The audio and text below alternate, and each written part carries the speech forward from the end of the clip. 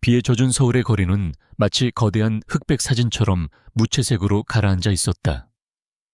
진성그룹의 심장부인 강남의 마천루들은 잿빛 하늘을 찌를 듯 솟아 있었고 그 아래를 오가는 수많은 차들의 행렬은 도시의 혈액처럼 끊임없이 흘렀다. 그 흐름의 한가운데 최고급 세단의 뒷좌석에 앉은 강지호는 무표정한 얼굴로 차창 밖을 응시하고 있었다. 그의 짙은 눈썹 아래 날카로운 눈은 방금 끝난 지루한 이사회 회의의 잔상 대신 빗방울이 그려내는 기하학적인 무늬들을 쫓고 있었다. 3년 전 그의 인생에서 윤서연이라는 여자를 지워낸 이후 그의 세상은 모든 색을 잃고 오직 성공과 실적이라는 두 가지 흑백의 가치로만 재편되었다.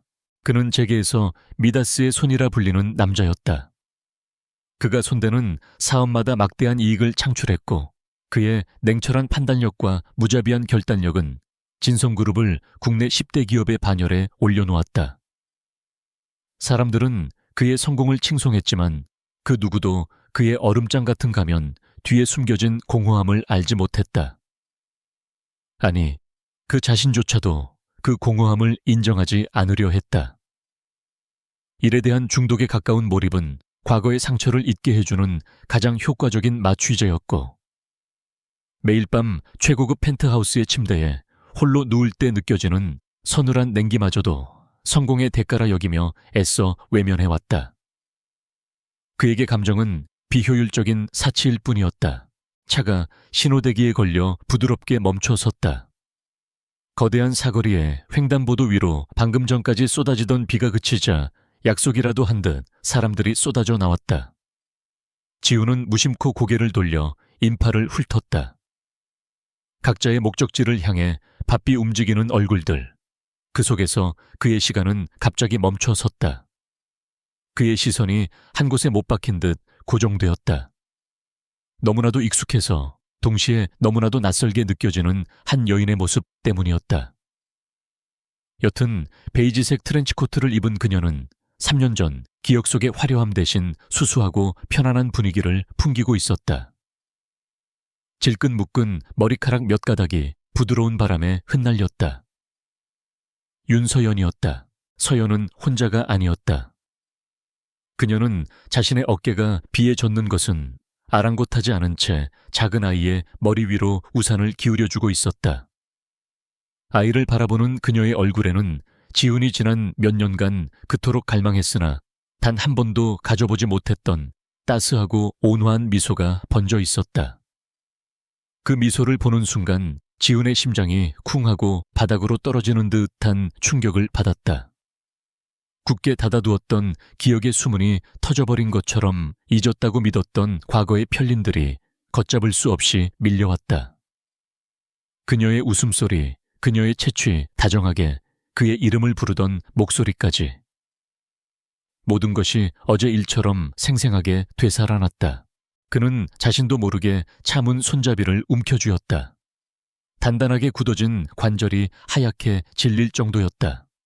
숨을 쉬는 법을 잊어버린 사람처럼 가슴이 답답해져 왔다. 3년이라는 시간 동안 일에 미쳐 앞만 보고 달려왔다. 그녀를 잊기 위해서 그녀와의 이혼이 자신의 인생에 아무런 흠집도 남기지 않았음을 증명하기 위해서였다. 하지만 저 짧은 찰나의 순간은 그의 모든 노력이 얼마나 헛된 것이었는지를 깨닫게 했다. 그는 그녀를 잊은 것이 아니었다. 그저 가장 아픈 상처 위에 성공이라는 두꺼운 붕대를 감아놓고 외면하고 있었을 뿐이다. 지금 그 붕대가 속절없이 풀어 헤쳐지고 골마 터진 상처가 비로소 제 모습을 드러내고 있었다. 횡단보도의 신호가 녹색으로 바뀌고 차가 서서히 움직이기 시작했다. 지훈의 시선은 길 건너편으로 사라지는 서연의 뒷모습에 고정된 채 떨어질 줄 몰랐다. 그녀가 인파 속으로 완전히 모습을 감추고 나서야 그는 마치 긴 꿈에서 깨어난 듯 심호흡을 했다. 하지만 그의 세상은 이미 돌이킬 수 없이 흔들리고 있었다. 옆자리의 김 비서가 그의 상태가 심상치 않음을 눈치챘지만 감히 입을 열지 못했다. 차 안에는 무거운 침묵만이 감돌았고 지우는 차창에 비친 자신의 낯선 얼굴을 마주했다. 그곳에는 냉철한 CEO 강지훈이 아닌 가장 소중한 것을 잃어버린 한 남자의 후회와 미련이 가득한 얼굴이 있었다. 회사로 돌아가는 남은 시간 동안 지훈은 한마디도 하지 않았다. 그의 머릿속은 온통 윤서연이라는 세 글자로 가득 차 있었다. 그녀는 어떻게 지내고 있었을까? 옆에 있던 아이는 누구일까? 무엇보다도 그녀는 행복해 보였다. 자신 없이도 아니, 어쩌면 자신이 없기 때문에 더 행복해 보이는 그녀의 모습이 그의 심장을 날카롭게 핥히었다.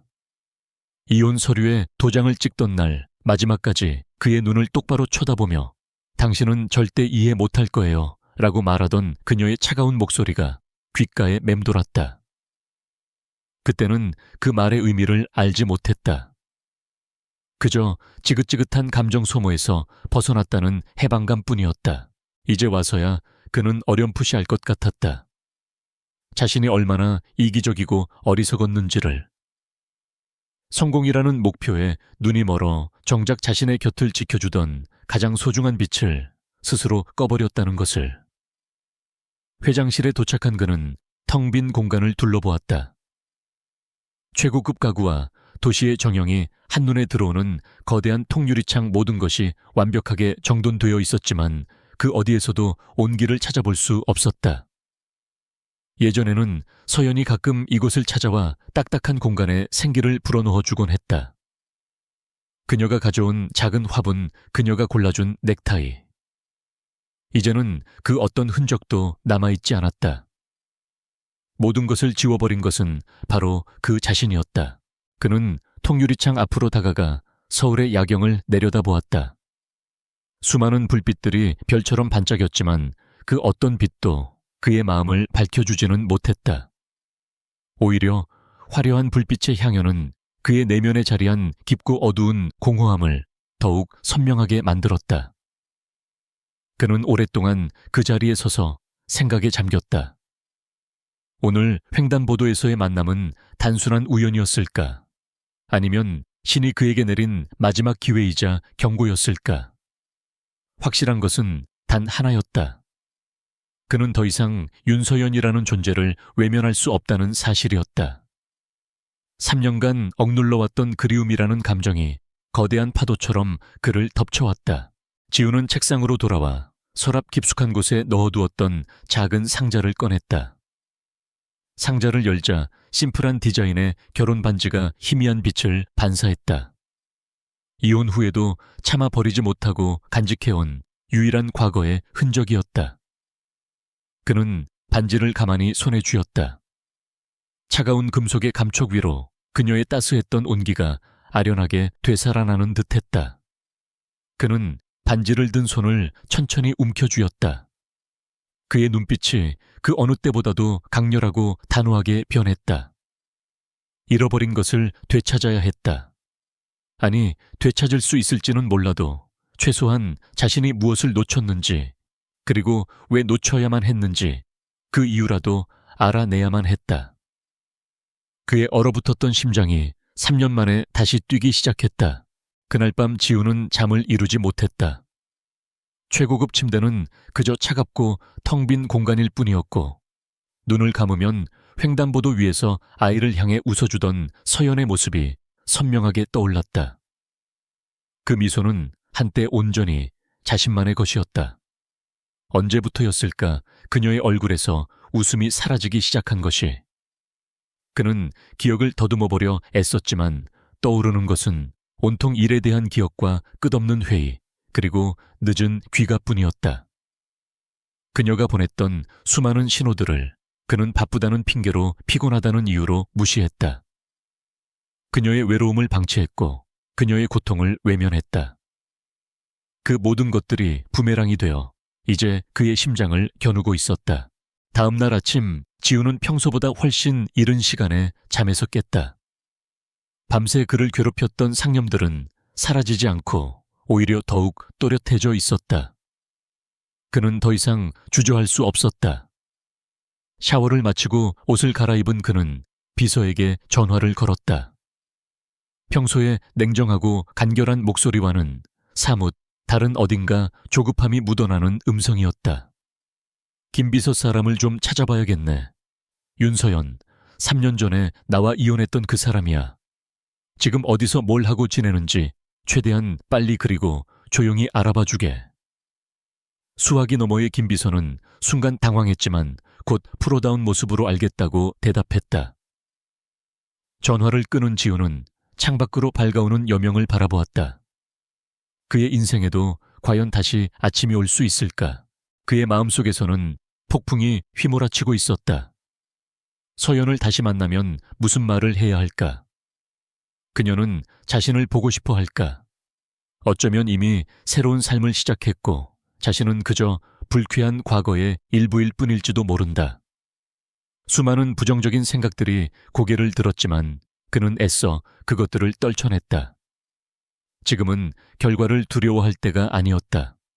행동해야 할 때였다.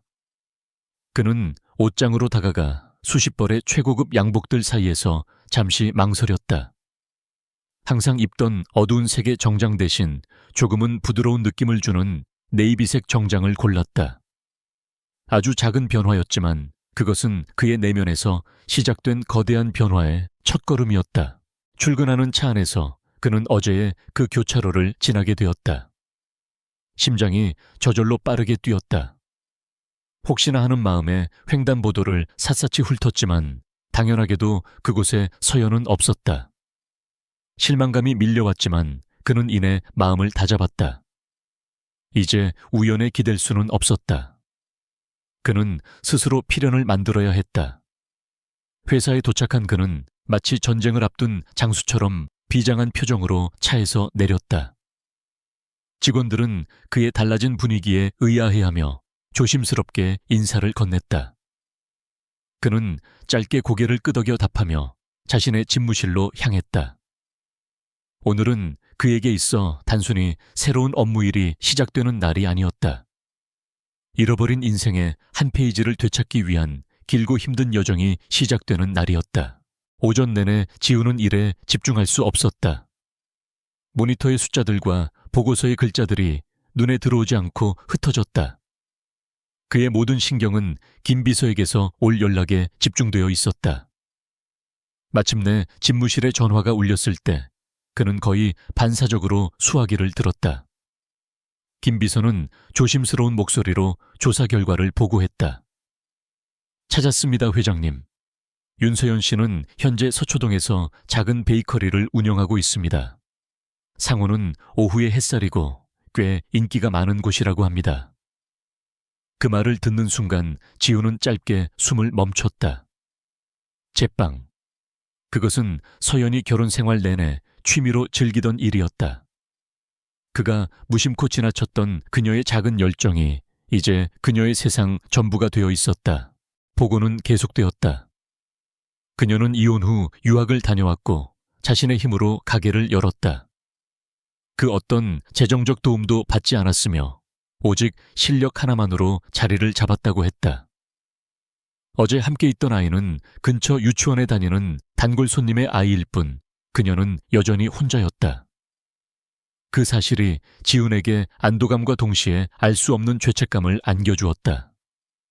그는 그녀의 꿈을 지지해주지 못했다.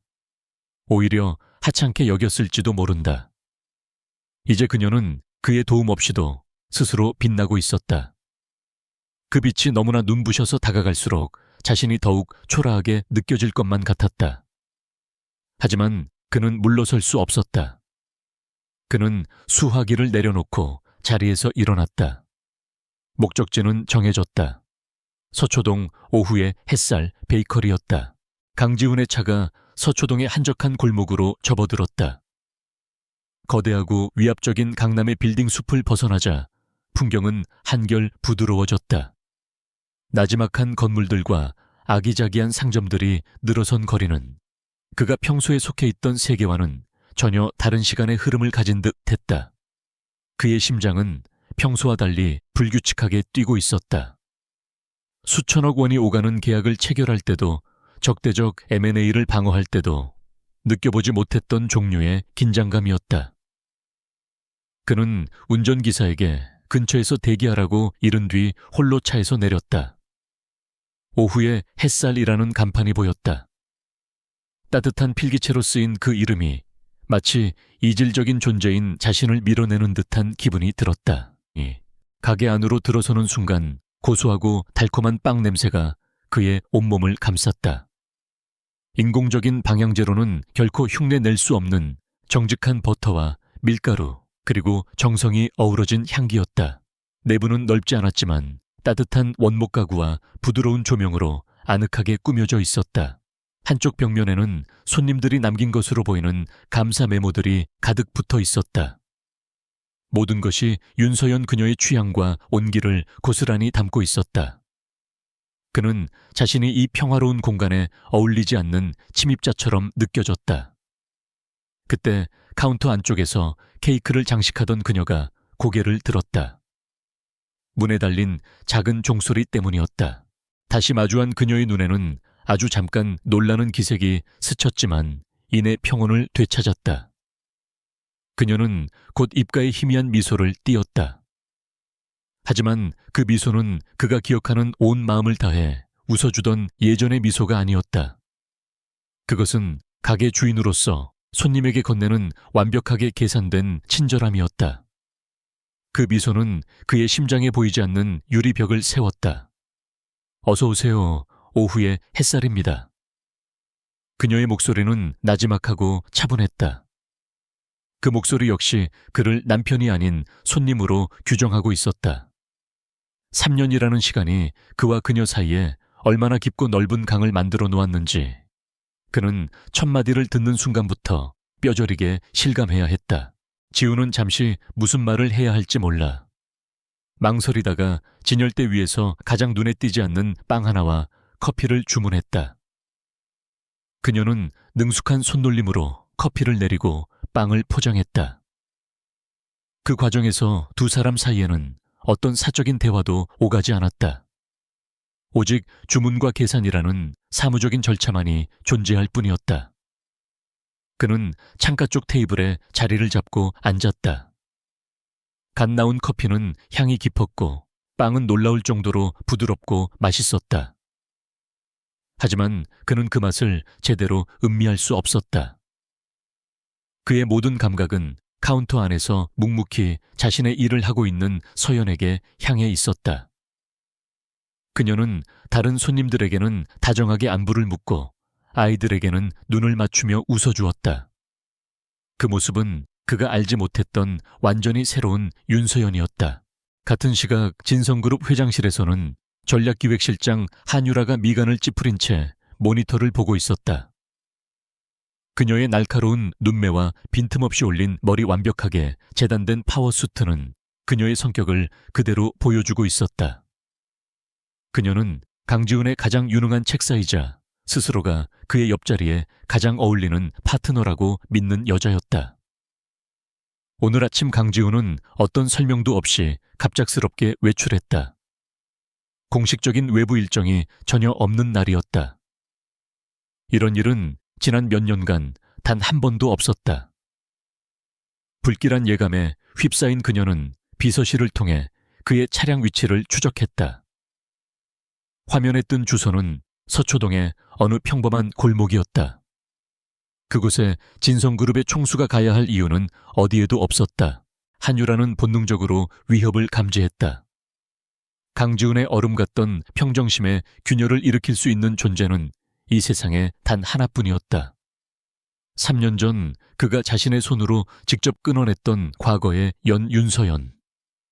유라는 서연을 실패한 과거 강지훈이라는 완벽한 남자의 유일한 오점이라고 생각했다. 그녀는 자신의 정보망을 총동원해 윤서연의 근황을 파악하기 시작했다. 작은 빵집 주인. 유라의 입가에 경멸적인 미소가 떠올랐다. 그런 하찮은 존재가 감히 강지훈의 시간을 다시 빼앗으려 한다는 사실에 참을 수 없는 분노가 치밀었다.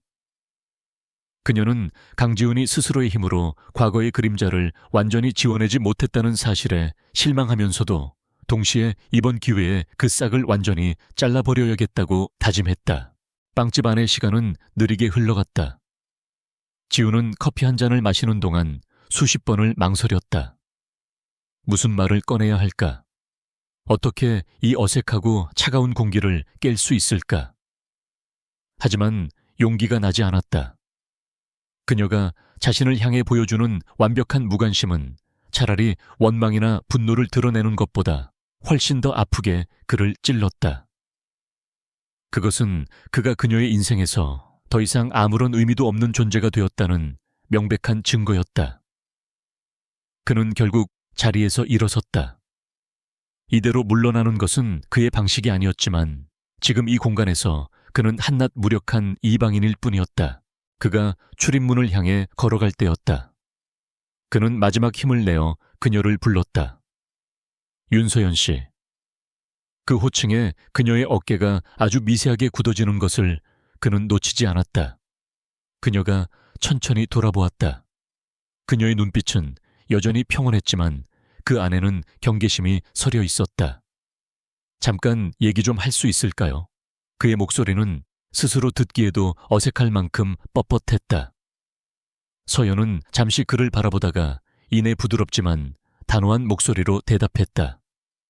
죄송하지만 보시다시피 가게가 바빠서요, 회장님. 혹시 사업적인 용무시라면 저희 매니저를 통해 연락 주시겠어요? 회장님이라는 단어가 비수처럼 날아와 그의 가슴에 박혔다. 그녀는 의도적으로 그리고 철저하게 그와 자신 사이에 선을 긋고 있었다. 더 이상 아무 말도 할 수 없었다. 지우는 짧게 고개를 숙여 보이고는 가게를 나섰다. 문이 닫히는 순간까지도 달콤한 빵 냄새는 마치 그를 조롱하듯 코끝을 맴돌았다. 차에 돌아온 그는 핸들에 머리를 기댄 채 한동안 움직이지 않았다. 예상했던 일이었지만 직접 겪은 현실의 충격은 생각보다 훨씬 컸다. 그녀는 변했다. 더 이상 그의 권위나 재력에 흔들리지 않는 단단하고 독립적인 한 사람으로 우뚝 서 있었다. 과거의 방식으로 그가 가진 힘으로는 그녀의 닫힌 마음의 문을 결코 열 수 없으리라는 것을 깨달았다. 분노보다는 깊은 무력감이 그를 덮쳤다. 이제껏 세상 모든 것을 가질 수 있다고 믿어왔던 그의 오만함이 산산조각 나는 순간이었다. 그는 고개를 들어 다시 가게 안을 바라보았다. 유리창 너머로 서연은 언제 그랬냐는 듯 다시 자신의 일에 몰두하고 있었다. 그녀의 옆모습은 평화로워 보였다. 그 평화를 깨뜨린 것이 과거의 자신이었고 또다시 그 평화를 흔들고 있는 것이 현재의 자신이라는 사실이 그를 괴롭게 했다. 그는 차를 출발시키라고 명령했다. 차가 골목을 빠져나가는 동안 그는 백미러로 점점 작아지는 오후의 햇살, 간판을 끝까지 바라보았다. 오늘은 패배했다. 하지만 그는 포기할 남자가 아니었다. 다만 이제는 전략을 완전히 바꿔야 했다. 무작정 찾아가 마음을 돌리려는 어리석은 시도 대신 그녀가 자신을 외면할 수 없는 이유를 만들어야 했다. 같은 시각 한유라는 자신의 태블릿 화면에 떠있는 오후의 햇살이라는 상호와 그 대표가 윤서연이라는 정보를 확인하고 있었다. 그녀의 붉은 입술이 차가운 미소를 그렸다. 겨우 빵 따위를 만들면서 감히. 그녀는 비서에게 전화를 걸어 지시했다. 서초동 오후의 햇살 베이커리에 대해 알아봐. 가게 규모 매출, 주 거래처 평판까지 사소한 것 하나도 놓치지 말고. 전화를 끄는 그녀는 의자에 깊숙이 몸을 묻었다. 강지훈의 마음이 어디로 향하든 상관없었다. 중요한 것은 그가 최종적으로 누구의 옆에 서게 되느냐였다. 그리고 그 자리는 반드시 자신의 것이어야만 했다. 과거의 망령이 현재의 계획을 방해하도록 내버려둘 생각은 추호도 없었다. 보이지 않는 전쟁의 서막이 조용히 오르고 있었다. 자신의 펜트하우스로 돌아온 강지훈은 마치 유령처럼 텅 빈 공간을 배회했다. 서연의 가게에서 묻혀온 달콤한 빵 냄새는 이미 사라진 지 오래였고 코끝에는 다시금 차갑고 메마른 공기만이 맴돌았다. 그는 최고급 위스키를 잔에 따랐지만 단 한 모금도 마시지 않았다. 알코올의 힘으로도 지울 수 없는 선명한 잔상 때문이었다. 손님을 대하듯 자신에게 웃어 보이던 서연의 얼굴, 그 안에 담겨있던 예의 바르지만 넘을 수 없는 거리감. 그 모든 것이 그가 지난 3년간 애써 외면하고 잊으려 했던 과거의 상처를 헤집어 놓았다. 판도라의 상자가 열린 것이다. 그는 서재로 들어가 잠긴 서랍을 열었다. 그 안에는 그가 차마 버리지 못했던 유일한 과거의 유산 낡은 사진 앨범 하나가 있었다. 앨범을 펼치자 앳된 얼굴의 두 사람이 환하게 웃고 있었다. 막 결혼한 시절의 그와 서연이었다. 사진 속의 그는 지금처럼 날카롭고 냉정한 CEO가 아닌 사랑하는 여인 앞에서 무장해제된 채 행복하게 웃는 평범한 남자였다. 서연은 그의 곁에 꼭 붙어 해바라기처럼 그를 향해 웃고 있었다. 그는 기억했다. 야근으로 지쳐 사무실에 홀로 남아있을 때 그녀가 직접 만든 따뜻한 도시락을 들고 찾아와 주었던 수많은 밤들을. 그녀는 항상 그의 가장 큰 지지자였고 그의 성공을 누구보다 간절히 믿어주었던 사람이었다. 그 온기가 있었기에 그는 지금의 자리까지 올 수 있었다. 하지만 페이지를 넘길수록 사진 속 두 사람의 표정은 미묘하게 변해갔다. 그의 직급이 올라가고 책임이 무거워질수록 그는 집에 늦게 들어오는 날이 많아졌고 기념일을 잊어버리는 일도 잦아졌다. 함께하는 식사 시간에는 업무 전화가 끊이지 않았고 대화의 주제는 언제나 회사 일에 대한 것이었다. 서연이 자신이 만든 새로운 케이크에 대해 신이 나서 이야기할 때 그는 건성으로 들으며 귀여운 취미네 라고 무심코 말해버렸다. 그 말이 그녀에게 얼마나 큰 상처가 되었는지 그는 그때는 알지 못했다. 그녀의 얼굴에서 웃음이 점점 사라져갔고 두 사람 사이에는 서서히 보이지 않는 벽이 쌓여가고 있었다. 그는 성공을 향해 달려가느라 자신의 옆에서 함께 걷던 사람이 지쳐 쓰러져 가고 있다는 사실을 깨닫지 못했다. 그리고 모든 것을 끝장낸 그 사건이 있었다. 기억에 가장 깊고 어두운 곳에 봉인해두었던 블루힐 개발 프로젝트. 진성그룹의 사활이 걸린 대규모 사업이었고 그 부지 한가운데에 서연의 친정 부모님이 남겨주신 작은 과수원이 포함되어 있었다. 그녀에게 그곳은 단순한 땅이 아니었다. 돌아가신 부모님과의 추억이 깃든 세상에 단 하나뿐인 성역이었다. 그녀는 눈물로 호소했다. 제발 그곳만은 지켜달라고, 다른 방법을 찾아달라고. 하지만 당시 프로젝트를 총괄하던 한유라 과장은 그에게 다른 선택지는 없다고 보고했다. 그녀가 가져온 보고서는 완벽한 데이터와 냉철한 분석으로 가득 차 있었고 결론은 단 하나였다. 과수원 부지를 확보하지 못하면 프로젝트 전체가 무산되고 회사는 막대한 손실을 입게 된다는 것. 한유라는 교묘했다. 그녀는 지훈에게 서연이 회사의 입장은 고려하지 않은 채 감정적으로만 매달리고 있다고, 심지어 경쟁사에 이 정보를 흘려 프로젝트를 방해할 수도 있다는 뉘앙스를 풍겼다. 그녀는 서연이 제시했던 대안부지 제안서를 중간에서 가로챘고 지훈에게는 서연이 어떤 타협도 거부하고 있다고 거짓 보고를 했다.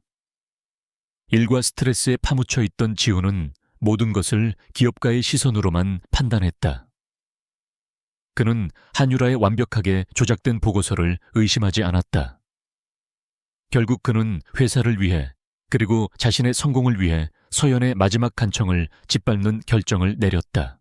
그날의 마지막 다툼이 생생하게 떠올랐다. 그는 그녀에게 사업도 모르는 어린애처럼 굴지 말라고 소리쳤고 그녀는 그에게 가슴이 없는 괴물이 되어버렸다고 울부짖었다. 당신은 성공을 얻었지만 영혼을 잃었어. 그 말을 끝으로 그녀는 돌아섰다.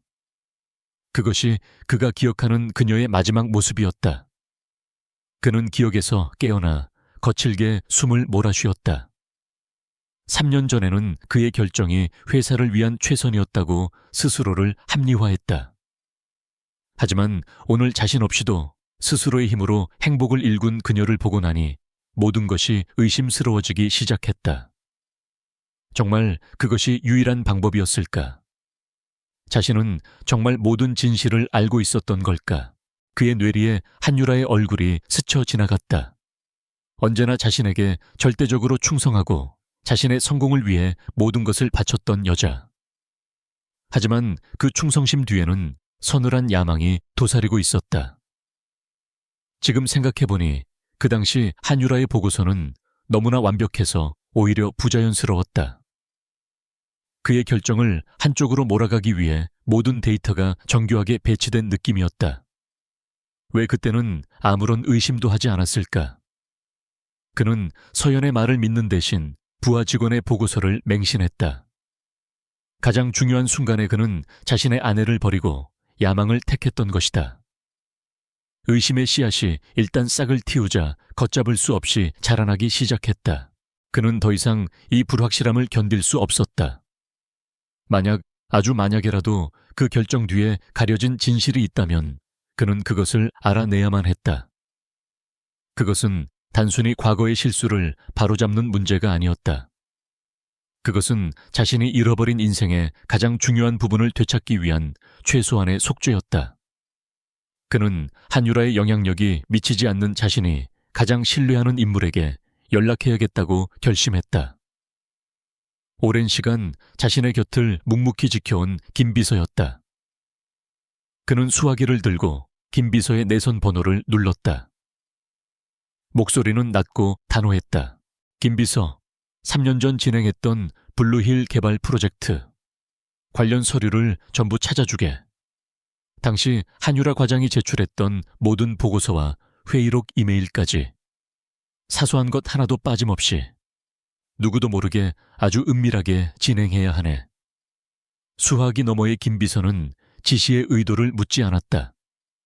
그는 그저 묵직한 목소리로 알겠습니다, 회장님 이라고 대답할 뿐이었다. 전화를 끄는 지훈은 의자에 깊숙이 몸을 기댔다. 조용한 집무실 안그의 심장 소리만이 유난히 크게 울렸다. 잊었다고 믿었던 과거의 균열이 벌어지기 시작했다. 그리고 그 틈새로 감당하기 힘든 진실의 빛이 새어 들어오고 있었다. 조사가 시작되었다. 며칠이 지났지만 김 비서가 시작한 비밀 조사는 아직 뚜렷한 결과를 내놓지 못했다. 강지훈은 초조함을 애써 감추며 일상 업무에 임했다. 서연의 빵집에 찾아갔던 날의 실패는 그에게 중요한 교훈을 남겼다. 지금의 윤서연에게 과거의 감정에 호소하는 방식은 통하지 않는다는 것. 그녀는 3년 전처럼 그의 그늘 아래 있는 여자가 아니었다. 그녀는 자신만의 세계를 견고하게 구축한 독립적인 사업가였다. 그렇다면 그녀를 다시 마주할 수 있는 유일한 길은 그녀의 세계 안으로 들어가는 것이었다. 비즈니스라는 이름 아래 그녀가 결코 거절할 수 없는 명분을 가지고서 그는 사업가답게 사랑을 되찾기 위한 새로운 전략을 구상하기 시작했다. 기회는 생각보다 빨리 찾아왔다. 진성그룹의 연례 행사인 VIP 고객 감사의 밤이 한 달 앞으로 다가온 것이다. 재계와 정계의 주요 인사들이 모두 모이는 이 행사는 진성그룹의 위상을 보여주는 가장 중요한 자리였다. 그리고 행사의 품격을 결정하는 중요한 요소 중 하나는 바로 디저트였다. 늘 최고급 호텔의 베이커리 팀에게 맡겨왔던 이 부분을 지훈은 올해는 바꾸기로 결심했다. 그는 이것이 하늘이 준 기회라고 생각했다. 그는 자신의 계획을 실행에 옮기기 위해 즉시 행사 기획팀을 소집했다. 회의실의 공기는 팽팽했다. 기획팀장과 임원들, 그리고 그 중심에는 한유라가 앉아 있었다. 지훈은 침착한 목소리로 자신의 아이디어를 제안했다. 올해 VIP 행사 디저트는 외부의 장인 베이커리에게 맡기는 것이 어떻겠습니까? 실력 있는 소상공인을 지원한다는 사회적 메시지도 전달하고 손님들에게는 독창적이고 신선한 경험을 제공할 수 있을 겁니다. 그의 말이 끝나자마자 회의실에는 미묘한 술렁임이 일었다. 모두가 그의 의도를 궁금해했다. 특히 한유라의 눈빛이 날카롭게 빛났다. 그녀는 즉시 반대 의견을 피력했다. 회장님, 리스크가 너무 큽니다. 검증되지 않은 업체에 그룹의 가장 중요한 행사를 맡길 수는 없습니다. 진성의 브랜드 이미지를 생각하셔야 합니다. 그녀의 반대는 논리적이고 합리적으로 들렸다.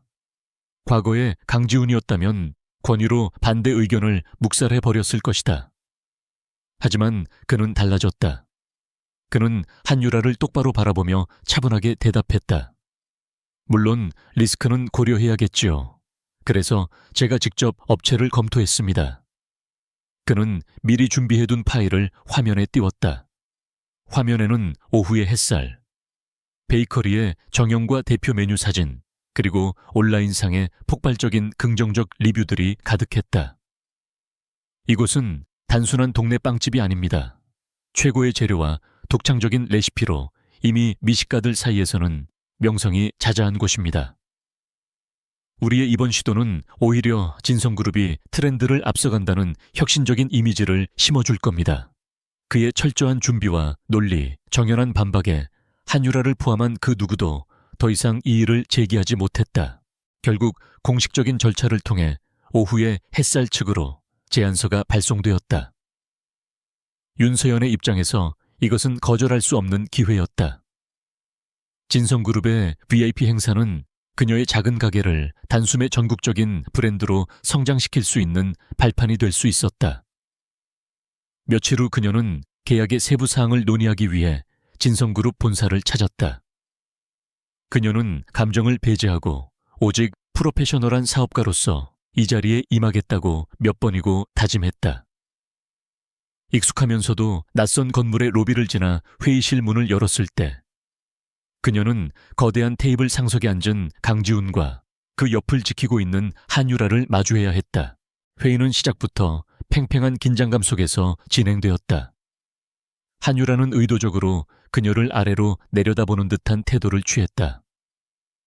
그녀는 서연의 가게 규모와 하루 생산 가능량, 재료 수급의 안정성 위생관리 시스템 등 날카롭고 집요한 질문들을 쏟아냈다.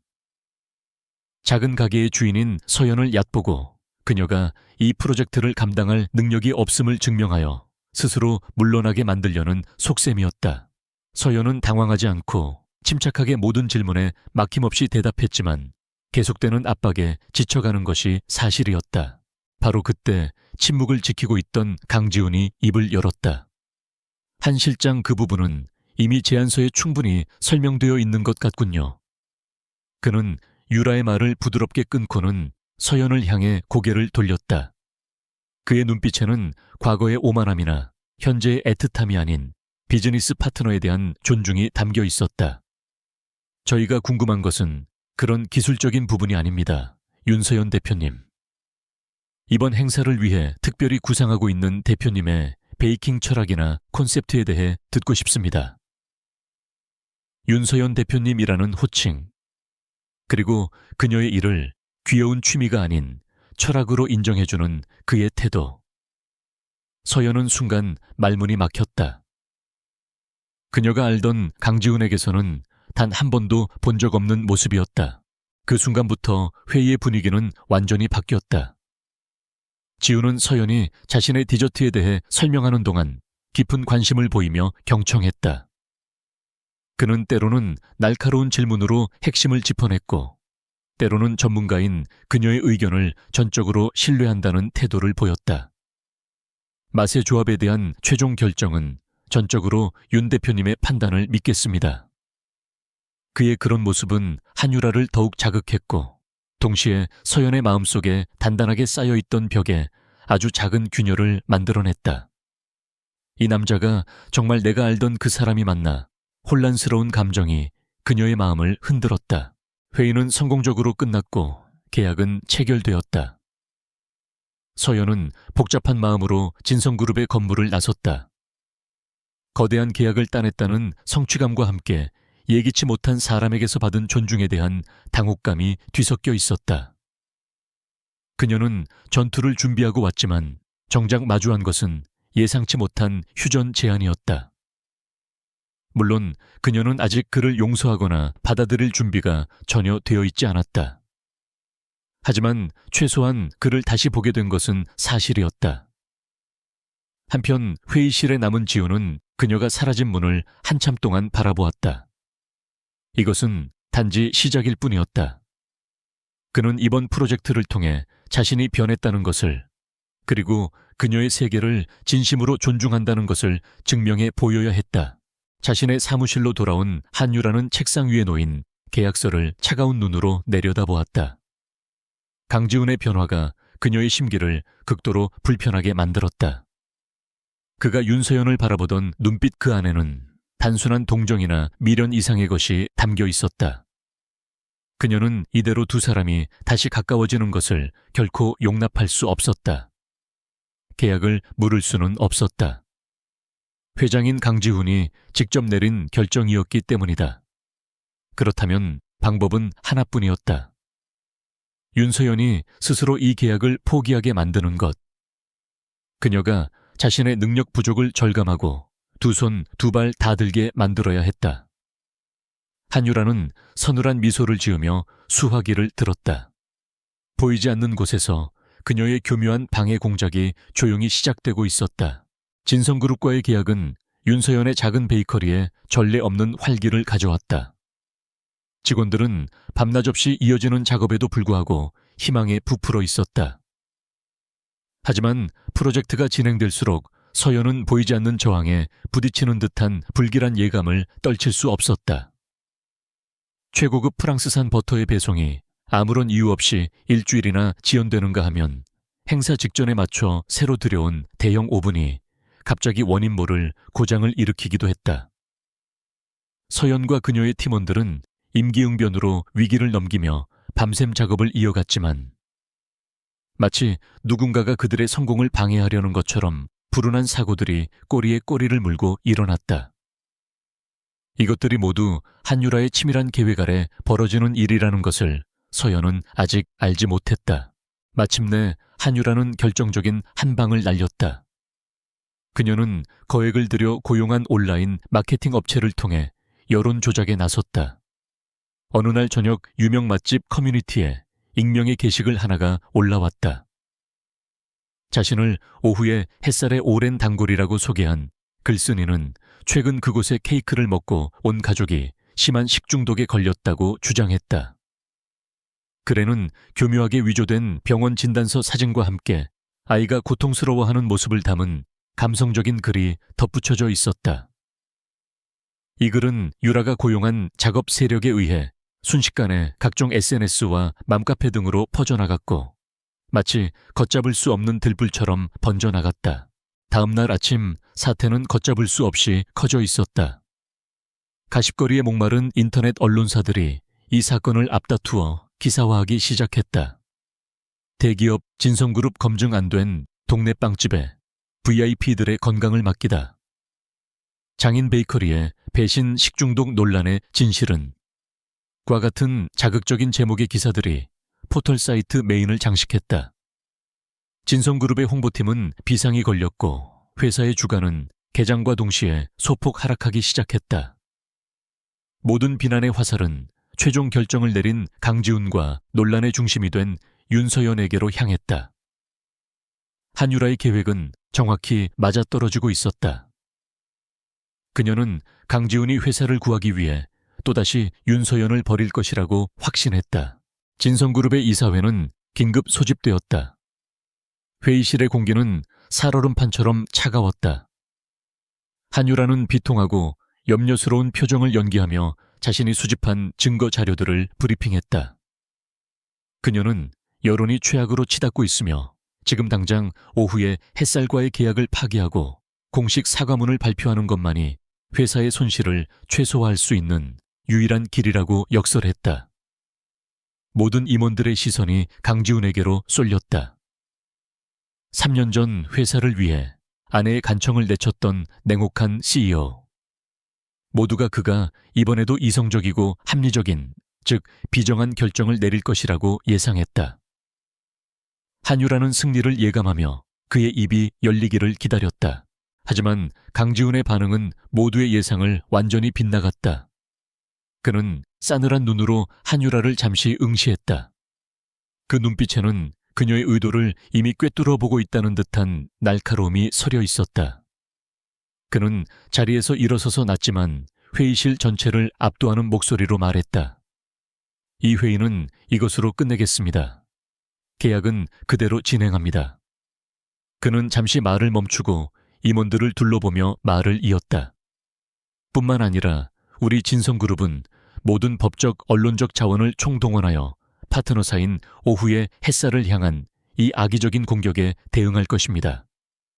이것은 단순한 해프닝이 아니라 진성의 명예를 훼손하려는 외부 세력의 계획적인 도발입니다.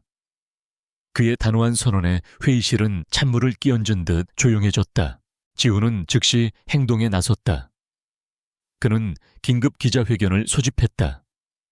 수많은 카메라 플래시 앞에서 그는 논란의 중심이 된 서연과 거리를 두기는커녕 오히려 그녀의 곁에 굳건히 섰다. 우리 진성그룹은 파트너인 윤서연 대표의 장인정신과 오후의 햇살의 품질을 100% 신뢰합니다. 현재 온라인상에 유포되고 있는 루머는 명백한 허위 사실이며 최초 유포자를 찾아내 끝까지 법적 책임을 물을 것입니다. 그는 한 걸음 더 나아가 이번 행사 디저트의 안전과 품질은 저 진성그룹의 대표 강지훈이 제 이름을 걸고 직접 보증하겠습니다 라고 폭탄 선언을 했다. 자신의 모든 것을 걸고 그녀를 지키겠다는 공개적인 약속이었다. 그 시각 서연은 자신의 가게에서 세상이 무너지는 것을 느끼고 있었다. 빗발치는 항의 전화와 가게 앞에 진을 친 기자들 때문에 그녀와 직원들은 밖으로 나갈 수도 없었다. 평생을 바쳐 이룬 모든 것이 한순간에 물거품이 될 위기 앞에서 그녀는 절망감에 휩싸여 있었다. 이제 모든 것을 포기해야 할지도 모른다고 생각하던 바로 그때 가게 안TV에서 강지훈의 기자회견이 생중계되고 있었다. 자신을 무참히 버렸던 남자가 이제는 온 세상을 상대로 자신을 변호하고 있었다. 그의 눈빛에는 한치의 망설임도 계산도 없었다. 오직 그녀를 향한 절대적인 믿음과 지키겠다는 확고한 의지만이 담겨 있었다. 그 모습은 너무나도 압도적이고 비현실적이어서 서연의 이성을 마비시킬 정도였다. 지난 3년간 그녀의 심장을 둘러싸고 있던 얼음벽에 거대한 망치가 내리쳐진 듯한 충격이었다. 벽이 산산조각나며 그 안에 억지로 가둬두었던 혼란스럽고 복잡한 감정들이 경류처럼 터져나왔다. 그를 향한 원망, 배신감, 그리고 아직 남아있던 미련과 사랑. 모든 감정이 뒤섞여 그녀를 집어삼켰다. 그녀는 자리에 주저앉아 TV 화면 속에서 자신을 위해 싸우고 있는 남자의 얼굴을 멍하니 바라보았다. 그녀가 그토록 원했던 모습이었지만 가장 예상치 못한 순간에 가장 믿을 수 없는 방식으로 현실이 되어 나타난 것이다. 기자회견이 끝나자마자 지훈의 휴대폰이 울렸다. 김비서였다. 그의 목소리는 평소와 달리 다급했다. 찾았습니다, 회장님. 3년 전 블루힐 프로젝트 관련입니다. 한유라 실장이 당시 회장님께 보고하지 않은 결정적인 이메일을 발견했습니다. 방금 전의 위기는 과거의 진실을 밝히려는 지훈의 의지를 더욱 강하게 만들었다. 한편 진성그룹의 보안팀에 의해 기자들이 해산된 빵집 안에는 다시 정적이 찾아왔다. 서연은 여전히 홀로 바닥에 주저앉아 있었다. 그녀의 뺨 위로 3년 만에 처음으로 그를 위해 흘리는 눈물 한 방울이 소리 없이 굴러떨어졌다. 그것은 슬픔의 눈물이 아니었다. 자신의 세계가 송두리째 흔들리는 지독한 혼란의 눈물이었다. 강지훈은 기자회견장을 빠져나와 곧장 자신의 집무실로 향했다. 아드레날린이 잦아들자 극심한 피로가 몰려왔지만 그는 쉴 수 없었다. 김 비서가 전한 소식 3년 전의 진실에 대한 단서가 그의 모든 신경을 곤두서게 만들었다. 그는 집무실에 들어서자마자 넥타이를 거칠게 풀어헤치고 스피커폰으로 김 비서를 연결했다. 자세히 보고해. 그의 목소리는 낮게 잠겨 있었다. 김 비서는 침착하지만 미세하게 떨리는 목소리로 보고를 시작했다. 그가 발견한 것은 3년 전 서버 교체 작업 중 백업된 이후 아무도 들여다보지 않았던 낡은 아카이브 파일 속에 숨어있던 이메일 한 통이었다. 그 이메일은 한유라가 의도적으로 삭제하고 은폐했던 스모킹건이었다. 발신자는 서연 측의 변호사였고 수신인은 당시 프로젝트 실무 담당자였던 한유라였다. 메일의 내용은 충격적이었다. 그 안에는 서연이 블루힐 프로젝트와 관련하여 진성그룹 측에 보내는 마지막 타협안이 담겨 있었다. 그녀는 부모님의 과수원을 포기하는 대신 그 땅의 보상금 일부를 기부하고 진성그룹이 매칭펀드 형식으로 지원하여 인근 부지에 아이들을 위한 작은 도서관과 공원을 지어달라고 제안했다. 부모님의 이름을 따서 그분들의 추억을 다른 방식으로라도 남기고 싶다는 그녀의 간절한 마지막 제안이었다. 그 메일을 확인하는 순간 지우는 온몸의 피가 차갑게 식는 것을 느꼈다. 한유라는 그에게 서연이 어떤 타협도 거부한 채 막무가내로 버티고 있다고 보고했다. 그녀가 이기적으로 회사의 발목을 잡고 있다고 감정적으로만 대응하고 있다고 했다. 하지만 진실은 정반대였다. 서연은 마지막 순간까지 회사를 배려했고 자신의 상처를 끌어안은 채 가장 아름다운 방식으로 타협하려 했다. 한유라는 이 모든 것을 알고 있었음에도 불구하고 지훈에게는 정반대의 사실을 보고하고 변호사에게는 진성그룹이 그 제안을 거부했다는 거짓 답변을 보냈던 것이다. 그녀는 의도적으로 두 사람 사이를 이간질하고 파국으로 몰아갔다. 지훈은 눈을 감았다. 모든 조각이 맞춰졌다. 서연이 마지막에 그에게 던졌던 그 절망적인 눈빛, 당신은 괴물이야 라고 외치던 목소리. 그는 그저 일에 미친 남편이 아니었다. 그는 가장 신뢰했던 부하의 거짓말에 속아 자신을 가장 사랑했던 아내에게 돌이킬 수 없는 상처를 입힌 어리석고 눈먼 남자였다. 죄책감이 거대한 파도처럼 그를 덮쳤다. 숨을 쉴 수 없을 만큼 가슴이 아팠다. 그는 수년간 자신의 오른팔로 믿어왔던 여자에게 철저히 기만당했고 그 결과로 자신의 인생 전부를 잃어버렸다. 분노가 머리끝까지 치밀어 올랐다. 그는 더 이상 망설이지 않았다. 인터폰을 들어 비서실에 명령했다. 지금 즉시 한유라 실장을 내 사무실로 들여보내. 그의 목소리는 얼음장처럼 차가웠다. 잠시 후 문이 열리고 한유라가 들어섰다. 그녀의 얼굴에는 방금 전의 위기를 성공적으로 관리했다는 은근한 자신감이 어려 있었다. 아마도 지훈에게 칭찬이라도 받을 것을 기대했을지도 모른다. 하지만 그녀는 책상 앞에 앉은 지훈의 얼굴을 보고 그리고 책상 위에 놓인 출력된 이메일을 본 순간 표정이 순식간에 굳어졌다. 그녀의 완벽했던 포커페이스에 처음으로 균열이 생기는 순간이었다. 지훈은 소리치지 않았다. 그의 목소리는 위험할 정도로 조용하고 낮았다. 설명해봐, 한 실장. 그가 손가락으로 책상 위에 이메일을 가리켰다. 한유라의 얼굴이 하얗게 질렸다. 그녀는 잠시 말을 잃고 입술을 달싹이다가 이내 애써 평정을 가장하며 대답했다. 이게 뭡니까? 누가 이런 걸로 회장님을 모함하는 겁니까? 조작된 겁니다.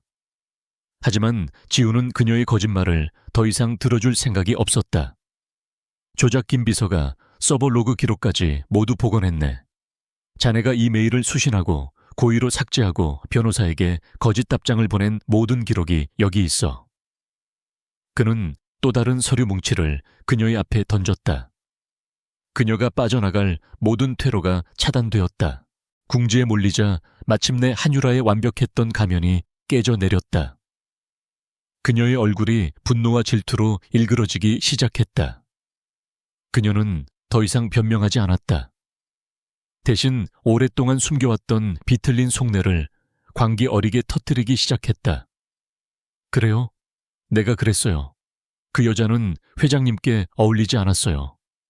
고작 동네 빵집 딸 주제에 회장님의 위대한 야망을 이해하지도 못하고 발목만 잡는 여자였단 말입니다.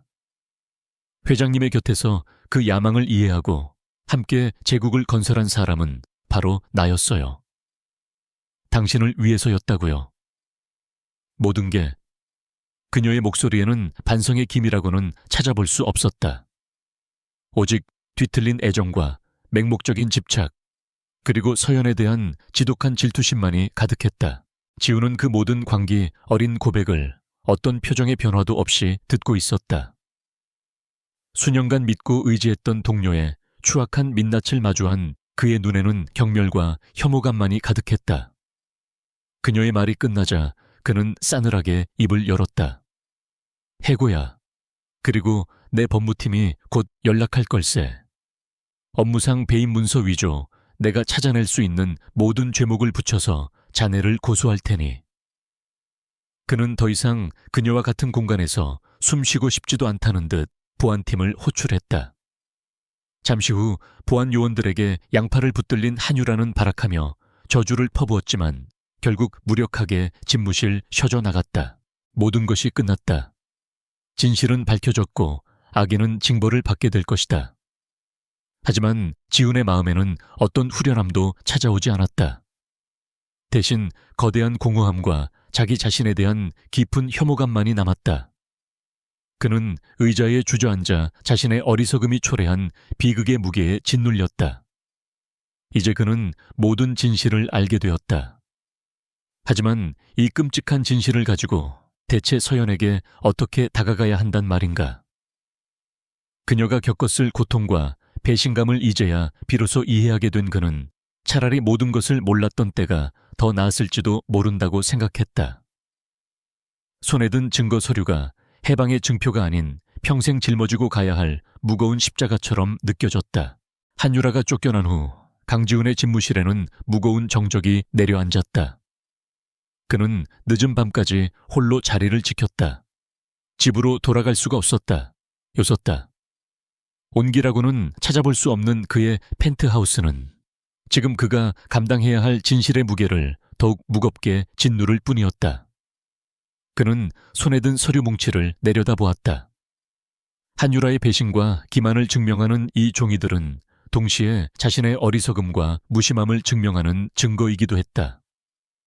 그는 차키를 들고 무작정 회사 건물을 빠져나왔다.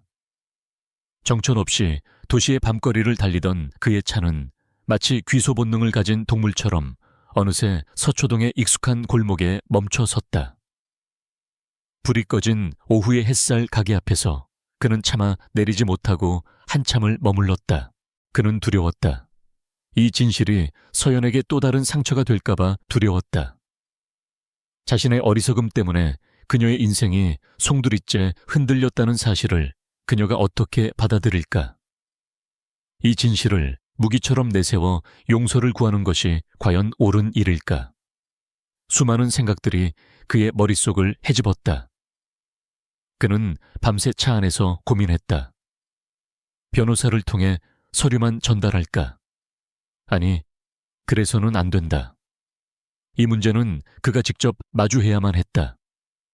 서류에 적힌 활자 뒤에 숨어서는 안 되었다. 그는 그녀 앞에서 자신의 목소리로, 자신의 눈으로 찢어질 듯 아픈 진실과 후회를 모두 전해야만 했다. 그것이 그녀에게 자신이 할 수 있는 최소한의 예의이자 마지막 속죄의 시작이었다. 다음 날 이른 아침 해가 뜨기도 전에 그는 차에서 내렸다.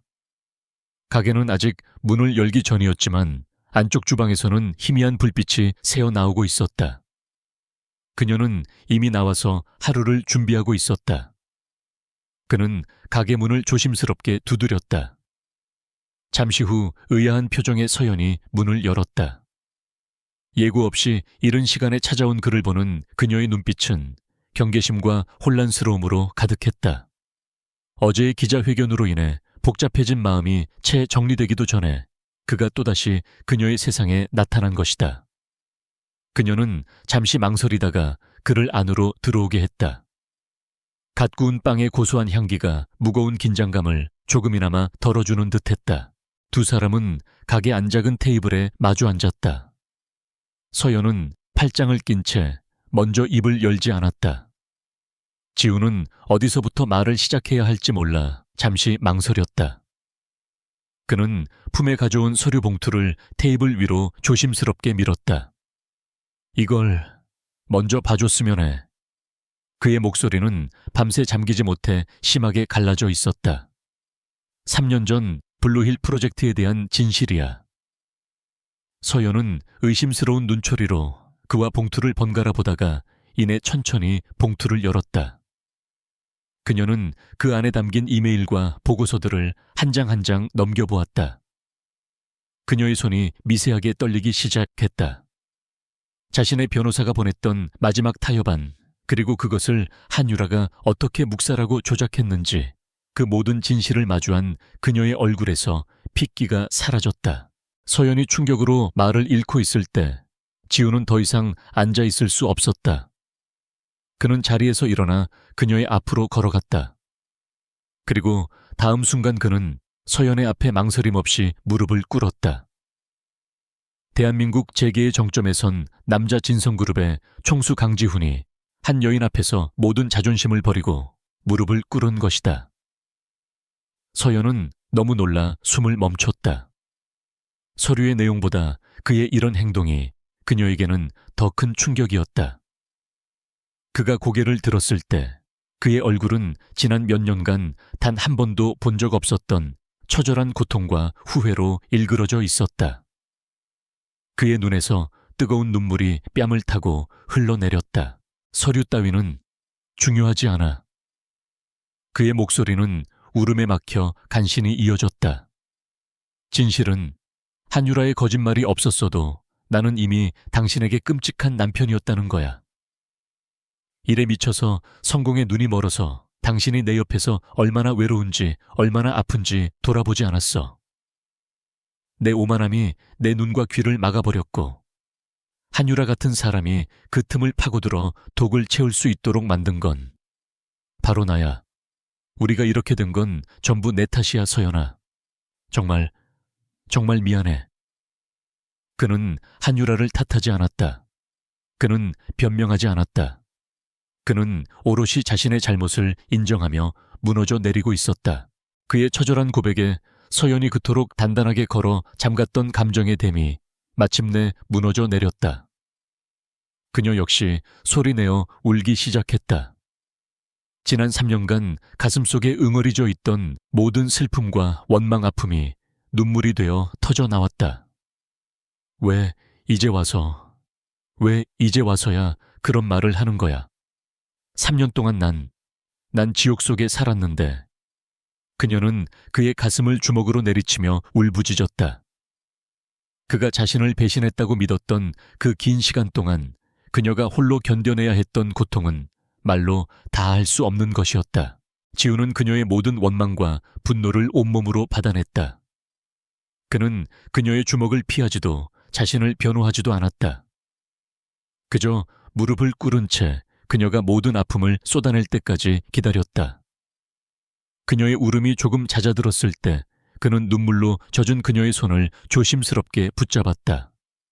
알아, 내가 용서받을 자격 없다는 거. 지금 당장 용서해달라고 비는 게 아니야. 그냥 한 번만 기회를 줘. 내가 변했다는 걸 증명할 기회를. 남은 내 평생을 바쳐서 당신에게 진 빚을 갚아나갈 기회를 줘. 사랑해, 서연아. 단 한순간도 널 사랑하지 않은 적 없어. 그는 마침내 어떤 꾸밈도 계산도 없이 자신의 진심을 모두 쏟아냈다. 가게 안은 두 사람의 흐느낌으로 가득 찼다. 창문 너머로 아침 햇살이 비쳐들어와 공기 중에 떠다니는 먼지들을 금빛으로 물들였다. 시간은 멈춘 듯 했다. 서연은 자신의 앞에 무릎 꿇은 남자 거짓으로 무너졌던 과거의 증거, 그리고 현재 그의 눈에 담긴 흔들림 없는 진심을 내려다보았다. 그녀의 심장은 과거의 고통과 미래에 대한 희망 사이에서 격렬하게 요동치고 있었다. 그녀는 아직 아무런 대답도 하지 않았다. 그저 눈물 젖은 눈으로 자신을 향한 그의 간절한 눈빛을 마주볼 뿐이었다. 가게 안을 비추는 아침 햇살 속에서 윤서연은 강지훈의 손을 잡고 그를 천천히 일으켜 세웠다.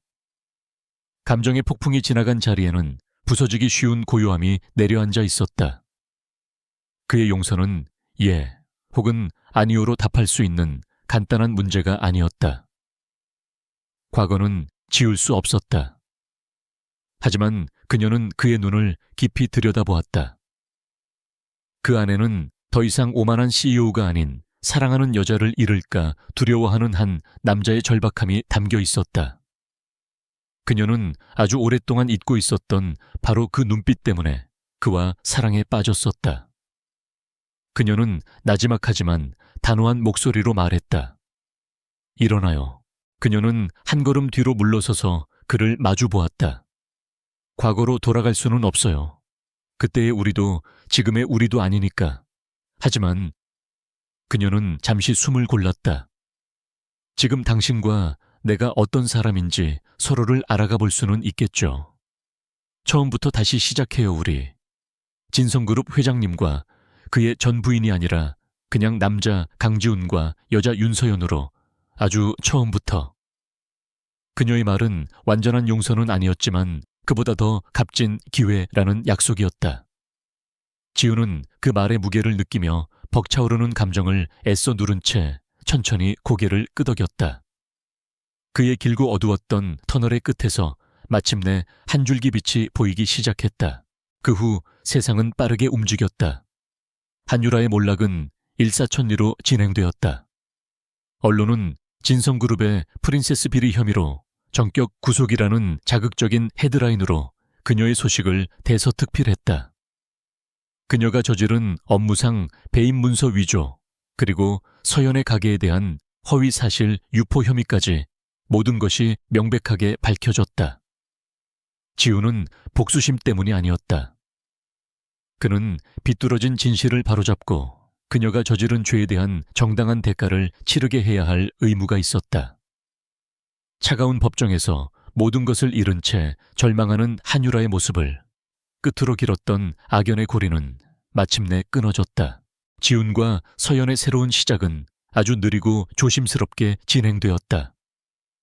그것은 화려한 이벤트나 비싼 선물로 이루어지지 않았다. 대신 아주 작은 일상의 변화들로 채워졌다. 지훈은 무슨 일이 있어도 정시에 퇴근하기 시작했다. 그는 최고급 레스토랑 대신 서연의 가게 위 작은 다락방에서 함께 저녁을 먹었다. 서투른 솜씨로 채소를 다듬고 설거지를 하며 그는 처음으로 생활이라는 것을 배웠다. 그는 더 이상 그녀의 문제를 돈으로 해결해 주려 하지 않았다. 대신 그는 그녀의 고충을 들어주고 그녀의 작은 성공에 함께 기뻐하며 그녀의 세계를 존중하는 법을 배워나갔다. 어느 주말 지우는 값비싼 정장 대신 편안한 캐주얼 차림으로 서연의 가게에서 하루를 보냈다. 그는 밀가루를 뒤집어 쓴 채 어설프게 반죽을 치댔고 손님들에게 직접 빵을 포장해 주기도 했다. 사람들은 진성그룹의 총수가 동네 빵집에서 앞치마를 두르고 있는 모습을 신기하게 쳐다봤지만 그는 아랑곳하지 않았다. 그는 그곳에서 CEO 강지훈이 아닌 그저 윤서연의 열정을 배우는 남자일 뿐이었다. 두 사람 사이에 사소한 의견 다툼이 생겼을 때 그는 예전처럼 침묵하거나 권위로 누르는 대신 먼저 자신의 잘못을 인정하고 그녀의 이야기에 귀를 기울였다. 그 어색하지만 진솔한 대화들이 무너졌던 신뢰를 한 겹 다시 쌓아 올리고 있었다. 얼마 후 두 사람은 함께 옛 과수원이 있던 자리를 찾았다. 이제 그곳에는 진성그룹의 거대한 빌딩이 들어서 있었다. 서연은 씁쓸한 미소를 지었지만 더 이상 아파하지는 않았다. 지우는 그녀의 손을 잡고 말했다. 당신이 원래 제안했던 대로 내 개인 재산으로 부모님 이름의 도서관과 공원을 지을 거야. 당신의 아름다웠던 마음을 내가 너무 늦게 알아서 미안해. 그것은 그의 진심 어린 속죄였다. 서연은 그의 어깨에 조용히 머리를 기댔다. 과거의 상처는 사라지지 않겠지만 이제는 함께 보듬어 안고 나아갈 수 있을 터였다. 마침내 진성그룹의 VIP 행사가 열리는 날이 왔다. 오후에 햇살이 준비한 디저트는 그야말로 센세이션을 일으켰다. 모든 손님들이 그 독창적이고 깊은 맛에 찬사를 보냈다. 행사의 마지막 지호는 무대에 올라 마이크를 잡았다. 그는 수많은 VIP들 앞에서 오늘 행사를 빛내주신 저의 소중한 파트너 윤서연 대표님께 깊은 감사를 드립니다. 그녀의 정직함과 재능은 우리 모두에게 큰 영감을 주었습니다. 라고 말했다. 그는 공개적으로 그녀를 자신의 파트너로 인정하고 존중을 표했다. 홀 저편에서 그를 바라보는 서연의 눈시울이 뜨거워졌다. 두 사람은 수많은 인파 속에서 오직 서로에게만 보이는 따뜻한 미소를 교환했다. 몇 달의 시간이 흐른 어느 맑은 저녁 두 사람은 손을 꼭 잡은 채 서울의 밤거리를 걷고 있었다. 그들의 발걸음은 어느새 1년 전 그날의 횡단보도 앞에 멈춰 섰다. 붉은 신호등이 켜지고 사람들이 길을 건너기 시작했다. 지훈이 그녀를 돌아보며 말했다. 여기였어. 내 멈춰버린 시간이 다시 흐르기 시작한 곳. 저 건너편에 서 있는 당신을 본 순간 내가 내 세상 전부를 잃어버렸다는 걸 깨달았지. 서연이 그의 손을 마주 잡으며 환하게 웃었다. 나한테는 이제 우리가 함께 건너가기 시작하는 곳이에요. 녹색 신호등이 켜졌다. 두 사람은 더 이상 불확실한 미래가 아닌 서로가 함께 신중하고 단단하게 만들어갈 삶을 향해 나란히 첫걸음을 내디뎠다. 그들의 사랑은 완벽하지 않았지만 시련을 통해 더욱 강해지고 깊어져 세상 그 어떤 사랑보다도 단단하게 빛나고 있었다.